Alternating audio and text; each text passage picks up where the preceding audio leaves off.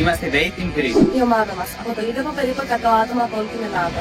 Και φέτος είναι η έκτη συνεχόμενη χρονιά στην οποία συμμετέχουμε στο First Global Challenge. Φέτος είμαστε ακόμα πιο ενθουσιασμένοι καθώς θα κάνουμε γνωστό διαγωνισμό στην πρωτεύουσά μας στην Αθήνα. Μέσα από τη συμμετοχή μας στο First Global Challenge είχαμε την ευκαιρία να αλληλεπιδράσουμε με ανθρώπους από όλο τον κόσμο. Γνωρίζοντας έτσι τις κουλτούρες τους, τις διαφορετικές τους παραδόσεις και τις νοοτροπίες τους.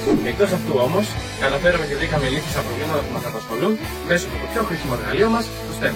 Τα προηγούμενα χρόνια που συμμετείχε η ελληνική εθνική ομάδα στο First Global Challenge, ασχολήθηκε με διάφορα ζητήματα, όπως την κλιματική αλλαγή, τις εκπομπές διοξειδίου του άνθρακα και τις ανανεώσιμες πηγές ενέργειας.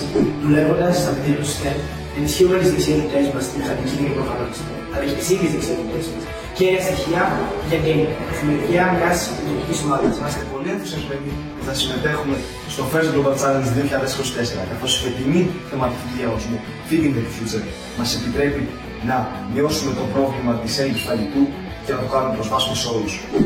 Δεδομένου ότι ο πλανήτης μας διέχει μια κρίση, το να μπορούμε να κάνουμε βήματα προς την εξάλληψη του παγκόσμιας πείνας είναι πολύ σημαντικό για την ομάδα μας.